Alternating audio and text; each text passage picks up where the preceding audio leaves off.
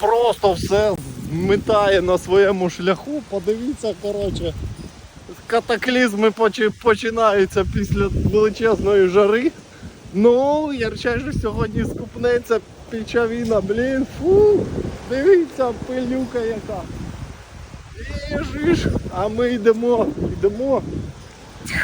Потрібно все-таки дійти до озерця, плюхнутися і скоренько ховатися додому, тому що можна десь встрянути.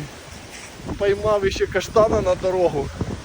Блін, йдемо, летимо, швидко плюхаємося, релаксуємо і ховаємося, тому що дуже може бути все печально. Залітай в шапку профіля, підписуйся на ютубчик, буду рад бачити.